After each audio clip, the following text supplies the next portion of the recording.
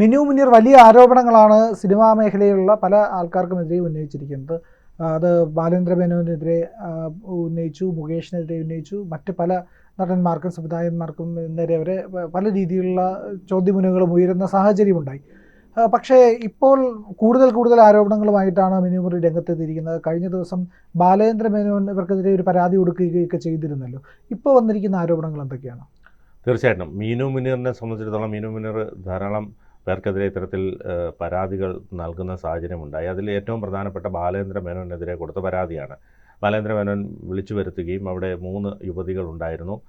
മോശപ്പെട്ട രീതിയിലാണ് തനിക്ക് അവിടെ അനുഭവം ഉണ്ടായത്. ബാലേന്ദ്ര മേനോനും തങ്ങളോട് മോശമായി പെരുമാറി എന്നായിരുന്നു മീനു മുനീർ വെളിപ്പെടുത്തിയത്. അത് കൃത്യമായി നമുക്കിതിലൂടെ പറയാൻ കഴിയില്ല. കാരണം ആ രീതിയിലുള്ള വളരെ വൾഗറായിട്ടുള്ള ചില കാര്യങ്ങളാണ് മീനു മുനീർ വെളിപ്പെടുത്തിയത്. സ്വാഭാവികമായും മീനു മുനീറിന് ബാലേന്ദ്ര മേനോനെതിരെ കേസെടുക്കുകയും ബാലേന്ദ്ര മേനോൻ പിന്നീട് അതുമായി ബന്ധപ്പെട്ട് തന്നെ അപകീർത്തിപ്പെടുത്തുന്ന ആരോപിച്ച് കേസ് കൊടുക്കുകയും തുടർന്ന് ഇപ്പോൾ ഏറ്റവും ലേറ്റസ്റ്റായി വന്നത് മീനു മുനീറിനെ അറസ്റ്റ് ചെയ്ത് വിട്ടയക്കുകയാണ് ചെയ്തത്. മീനു മുനീർ ആരോപണത്തിൽ ഉറച്ചു നിൽക്കുന്ന സാഹചര്യമാണ്. മീനു മുനീർ അവരുടെ ജോലി, അഭിനയം അങ്ങനെയുള്ള കാര്യങ്ങളുമായി ബന്ധപ്പെട്ട് പോകുമ്പോഴും ഈ ഒരു ആരോപണത്തിൽ അവർ ഉറച്ചു തന്നെ നിൽക്കുകയാണ്. അതിനിടെ ബീന ആൻ്റണിയുടെ ഭർത്താവ് എന്തൊക്കെയോ മീനു മുനീറിനെതിരെ മോശം പരാമർശം നടത്തി ബാലേന്ദ്ര മേനോനെ സപ്പോർട്ട് ചെയ്തുകൊണ്ടുള്ള ഒരു വീഡിയോ പുറത്തിറക്കി. അതിനെ തുടർന്ന് ഈ മീനു മുനീർ ബീന ആൻ്റണിക്കെതിരെ വളരെ മോശം പരാമർശം നടത്തി.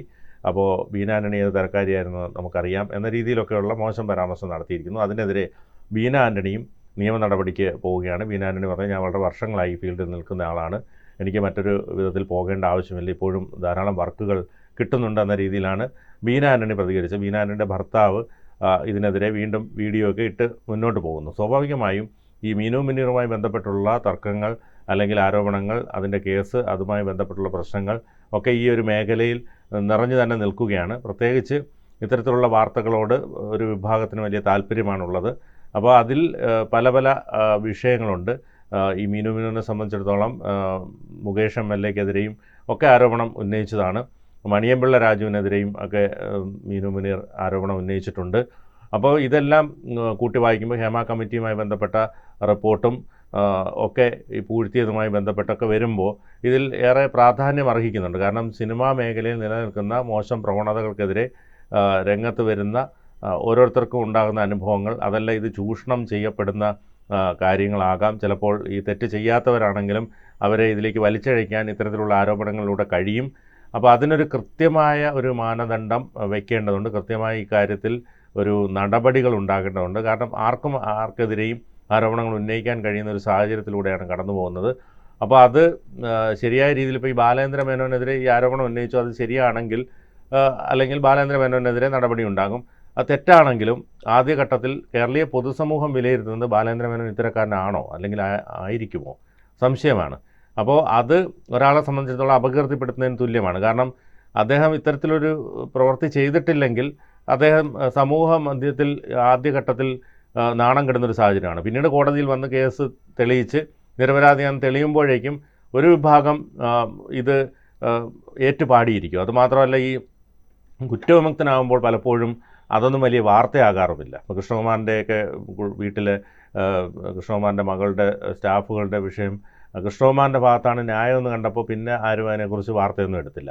എന്ന് പറഞ്ഞതുപോലെ ഇത്തരത്തിലുള്ള പീഡന കേസുകൾ വരുമ്പോൾ ഇത് ബാലേന്ദ്ര മേനോനാണ് ചെയ്തതെങ്കിൽ നമുക്ക് കത്തിക്കാം എന്ന രീതിയിലാണ് വാർത്തകൾ ചെയ്യുന്നത്. അയ്യോ, ബാലേന്ദ്ര മേനോൻ നിരപരാധിയായിരുന്നു, ഇനിയിപ്പോൾ ഇത് വാർത്തയൊന്നും കൊടുക്കേണ്ട കാര്യമില്ല എന്നൊരു ചിന്താഗതി മാധ്യമങ്ങൾക്കിടയിലും ഉണ്ട് എന്നാണ് ഞാൻ മനസ്സിലാക്കുന്നത്. അതൊരു ഹിയർ ദ അതർ സൈഡ് എന്ന് പറയുന്ന ഒരു വാക്യമുണ്ട്. ഓഡി ഓൾ ടൈം പാർട്ടി എന്നൊക്കെ പറഞ്ഞിട്ടൊരു ടേമാണത്. അതിലാണ് ഇങ്ങനെ പറയുന്നത്, നമ്മൾ മറ്റൊരു സൈഡും കൂടെ കേൾക്കണം ഒരാളുടെ. പക്ഷേ ഇവിടെ അത് സംഭവിച്ചിട്ടില്ല എന്നുള്ളതാണ് പ്രധാനപ്പെട്ട കാര്യം. അപ്പോൾ അവരെന്ന് പറഞ്ഞ കാര്യങ്ങളൊന്നും ഇനി കേൾക്കാനും പോകുന്നില്ല ആരും, ഈ നടന്മാർ പറഞ്ഞ കാര്യമൊന്നും. പക്ഷേ ഇത്തരം പ്രവണതകൾ, അത് കോടതി തന്നെ പല ഘട്ടത്തിൽ പറഞ്ഞിട്ടുണ്ട്. ഒരു വിവാഹ വാഗ്ദാനം നൽകി പീഡിപ്പിക്കൽ എന്ന് പറയുന്നത് അംഗീകരിക്കാൻ കഴിയില്ല എന്ന് പറഞ്ഞിട്ടുണ്ട്. കാരണം ഒന്നുകിൽ അത് 18 വയസ്സിന് താഴെയുള്ള കുട്ടിയായിരിക്കണം, ഇല്ലെങ്കിൽ സാമൂഹികമായി ഏറ്റവും പിന്നാക്കം നിൽക്കുന്ന ആരെങ്കിലുമൊക്കെ ആണെങ്കിൽ ഒരു പക്ഷേ പറഞ്ഞാൽ നമുക്ക് മനസ്സിലാക്കാൻ കഴിയും. കാരണം എങ്ങനെയാണ് അവരെ പ്രലോഭിപ്പിച്ച് ലൈംഗികമായി ചൂഷണം ചെയ്തു എന്നൊക്കെ പറയും. പക്ഷേ വലിയ വിദ്യാഭ്യാസമുള്ള സിനിമകളിൽ അഭിനയിക്കുന്നവർ, ഇല്ലെങ്കിൽ ഈ പറയുന്ന ജീവിത പരിചയമുള്ളവർ, പരിജ്ഞാനമുള്ളവർ, കുടുംബിനികളായിട്ടുള്ളവർ, വലിയ മക്കളൊക്കെ ഉള്ളവരൊക്കെ ആണെങ്കിൽ ഇവർക്കൊക്കെ ഇങ്ങനെ ചതിയിൽപ്പെട്ടു എന്ന് പറഞ്ഞു കഴിഞ്ഞാൽ അതിന് ഒരു പരിധിവരെ ആ പറയുന്ന അങ്ങനെ പറയുന്നതിൽ ന്യായം ഉണ്ടാവാനുള്ള സാധ്യത വളരെ കുറവാണ് എന്നുള്ളതാണ്. അതുകൊണ്ട് തന്നെയാണ് ഇപ്പോൾ കോടതികൾ വരെ ഇത്തരം കേസുകളിലെല്ലാം കൃത്യമായ നിരീക്ഷണം നടത്തി എങ്ങനെ വേണം കാര്യങ്ങൾ, വസ്തുത എന്താണെന്ന് മനസ്സിലാക്കിയ ശേഷം മാത്രമേ ഒരു നടപടികളിലേക്ക് കടക്കാറുള്ളൂ. ഇപ്പോൾ പോലീസ് സ്റ്റേഷനിലും അങ്ങനെ തന്നെയാണ്. പക്ഷേ ഈ പറയുന്ന പീഡനം എന്ന് പറയുന്ന ഒരു വകുപ്പ് വന്നു കഴിഞ്ഞാൽ FIR ഇടുക എന്നുള്ളതേ ഉള്ളൂ പോലീസിൻ്റെ ഫസ്റ്റ് ജോലി അതാണ്.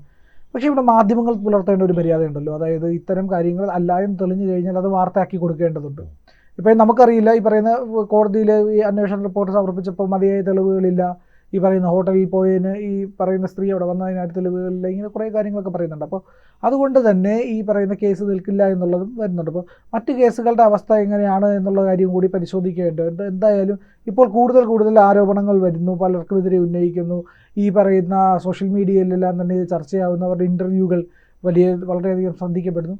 അപ്പോൾ എന്താണ് ശരിക്കും പ്രശ്നം എന്നുള്ളതിനെ പറ്റിയിട്ട് പോലീസ് തന്നെ അന്വേഷിച്ച് ഇതിനൊരു പരിഹാരം കണ്ടെത്തേണ്ടത്. അതല്ലാത്ത പക്ഷം ഇത്തരത്തിലുള്ള അഭ്യൂഹങ്ങൾ ഈ പറയുന്ന മാധ്യമങ്ങൾ, സാമൂഹ്യ മാധ്യമങ്ങൾ വഴിയുമൊക്കെ പ്രചരിച്ചിട്ട് ഈ മറ്റൊരു വശത്ത് നിൽക്കുന്ന ആളിന് വലിയ ഡാമേജ് ഉണ്ടാക്കും.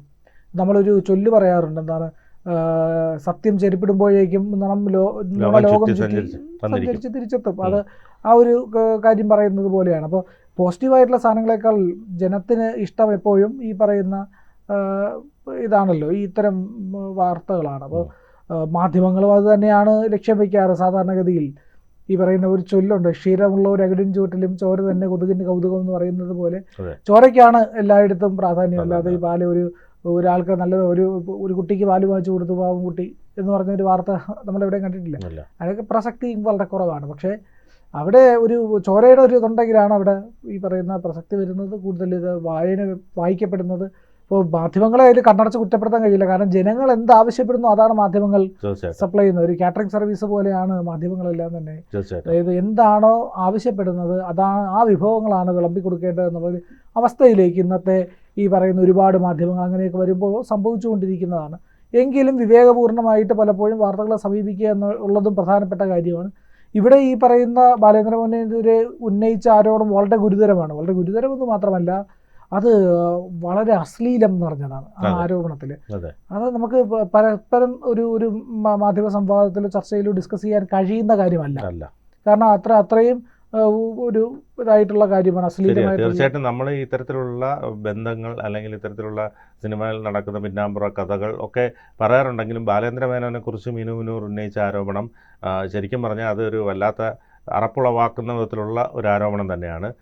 3 യുവതികളെ ഒരേ സമയം എന്നൊക്കെ പറയുന്നു. പിന്നെ ഇവരെ മുമ്പിൽ വെച്ച് ബാലേന്ദ്ര മേനോൻ ചെയ്തത്, അങ്ങനെയൊക്കെയുള്ള കാര്യങ്ങൾ നമുക്ക് ഉൾക്കൊള്ളാൻ കഴിയുന്നില്ല. ഇവരെ അതുവരെ കാത്തിരിക്കുന്നുണ്ടോ, അല്ലെങ്കിൽ ഈ 3 പേർ അങ്ങനെ ഉണ്ടോ എന്നൊക്കെയുള്ള സംശയങ്ങൾ പലരിലും ഉയരുന്നുണ്ട്. എന്തായാലും അതിൻ്റെ വ്യക്തത വരുത്തേണ്ടതുണ്ട്. അക്കാര്യത്തിൽ നടപടികൾ ഉണ്ടാകേണ്ടതുണ്ട്. ഈ പറഞ്ഞതുപോലെ അങ്ങോട്ടും ഇങ്ങോട്ടും ചെളിവാരി എറിയുന്നത് ഒഴിവാക്കി വളരെ മനോഹരമായ രീതിയിൽ ഇത് മുന്നോട്ട് പോകണം. എല്ലാവരുടെയും തൊഴിലാണിത്.